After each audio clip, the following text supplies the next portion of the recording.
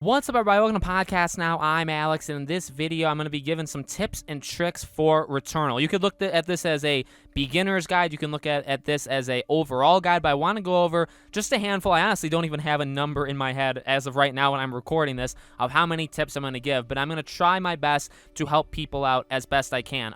I don't have any massive credentials, okay, to kind of flaunt and be like, oh, I'm the best at this game and all this stuff. No, I mean, I've died. I've died in this game. I've had to restart all that stuff, but I feel like I've learned some stuff. I feel like I'm probably above average at this game, and I have this platform to be able to share with you, and I know there's a lot of people that have been having a lot of problems with this game, so we're going to go over some ways, I think, of surviving, and this is, again, kind of like an overall gameplay, tips and tricks thing. So before I get too far, make sure you guys are subscribed to this channel, hit the bell icon, hit the like button if you guys really did like the video, and we've been covering Returnal, we're going to be covering Returnal, and let's jump right in. So the first thing I would advise everybody to do, and this could be very obvious, but is consistently move in this game.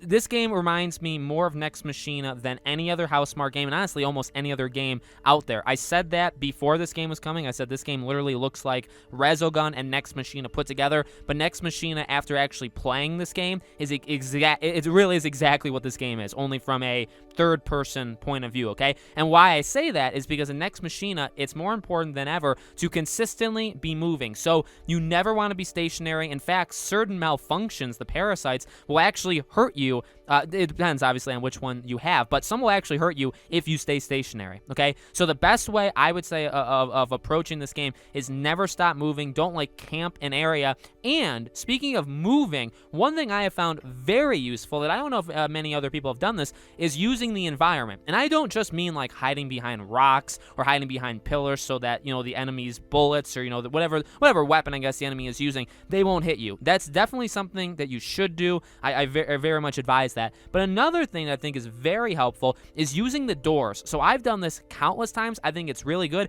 I have run into areas where there's just way more enemies than I thought there was going to be. And what I'll do is I'll hang out by the door and I'll just back up and move forward. So the door automatically opens. I can take some shots, hurt some enemies, maybe kill one or two, back out again, and the door closes. The game glitches a little bit sometimes where enemies can sometimes stick their head, mainly ground types. Ones that fly, I don't really think do it, but there are some that'll kind of stick their head through the door. They can hit you, so make sure you're just keeping out for that. But for the most part, I would say that's a very, you could say cheap. You could say maybe that's kind of I don't even know. That's kind of like a cheat for the game. But honestly, again, if you walk into an area and it's oh my God, I didn't expect there to be 30 enemies here. You can go back and forth through the door and make it so that because their projectile, their hits on you, their weapons, they don't go through the door. There are some the Sentinels, I think they are, right? The ones that, any ones that can teleport. Okay, those ones can actually, come through the door and face you. But for the most part, you would keep almost all the enemies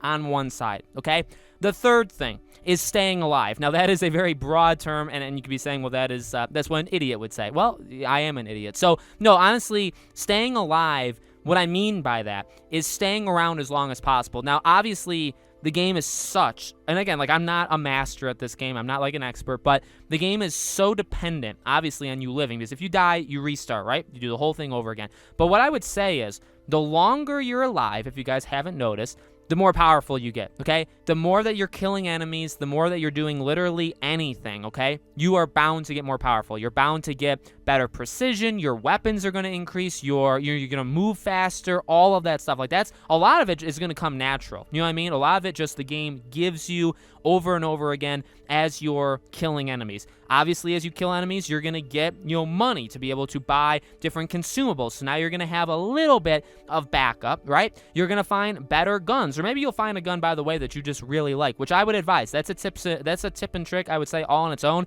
is just because a gun maybe has a better rating than yours does not mean it's better. I would say pick the gun that if you like the shotgun, if you're really good close up and you're good at moving around, go with the shotgun. Don't switch just because the gun's better. Stick with what you're good at, I would argue, right? But honestly, yeah, staying alive as long as possible is the best thing. But again, there's the risk reward. I can't tell you how many times, probably 4 or 5 on the top of my head, that I was around for an hour and a half or 2 hours, and I was very powerful because I would not go to the objective. I would just go through door after door after door. I'd buy thing after thing, and I would get really powerful. But then I'd make a stupid mistake. I'd fall off an edge, and I would lose, you lose just a little smidge of your health, but that's like an entire hit from an enemy. So now you're a lot weaker. And things like that. Even I can remember specifically for like the second boss fight, I didn't have full health.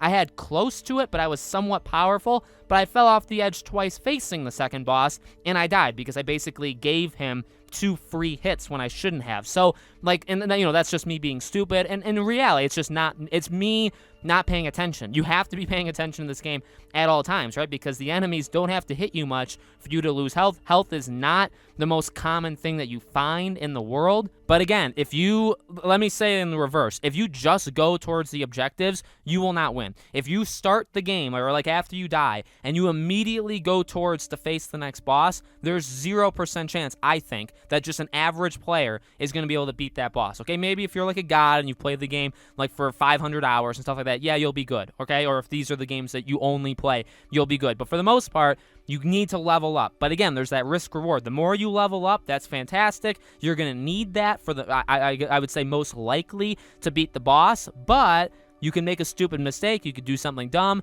You could be going into the boss fight with less health because of that. And again, if you die, you lost 2 hours. If you say you kind of grinded for levels for 2 hours, you'd lose all that 2 hours instead of 15 minutes if you just went straight towards the boss, right? And I guess the final thing is literally the actual abilities that you have. So dashing, again, like going back to Nex Machina, moving is one of the most important things. Dashing is one of the most important things. Even if you, I would say, don't feel like you need to dash, you do need to dash, okay? Dashing is so important. Again, it gets you to cover really quickly. I believe, and I don't know if I've tested this out like perfectly, but if you dash, I believe you can technically go through their weapon. So if you're about to get hit and you know you're about to get hit and you dash, 95% sure you will not get hit. I mean, I haven't really tested it. It's more like I feel like I've done that about like 100 times in this game where I've dashed to avoid a hit that otherwise definitely would have hit me. So using dash, insanely important. Using the alt fire.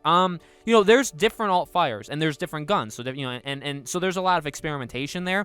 But I've seen a lot of people tell me that like they don't really use it. I use it all the time. Some are better than others. There's absolutely no doubt about it. Some alt fires are better than others, but they do a lot of damage. They definitely do. Now, they open you up to hits because you have to be a little bit more stationary because a lot of them require you, actually, I think all of them require you to aim. Okay, a lot of them require you to aim and place your shot depending on what the ability is. So you are going to be a little bit more of a target. But I would say absolutely use that alt fire. I personally, for the most part, like 80 to 90% of the time, I don't aim, and I guess I like aim down the sights. I normally just shoot. I like hip fire. That's pretty much what I do in this game. I think it's fine. Some guns let you, they don't auto aim, but some guns you're gonna get better precision, and the precision is a thing, by the way. You can kind of, the game upgrades you naturally, or proficiency, I guess is what it does. But I would say depending on the gun, I guess it does depend on it, you can really just hip fire. I think hip fire is probably the best way of doing it, only because, again, like, awareness is probably, I know I talked about movement and dashing, but awareness is probably the most important thing in this game. You need to know where every enemy is at every time. You need to see their attacks coming so that you're able to jump over them or dash through them or whatever.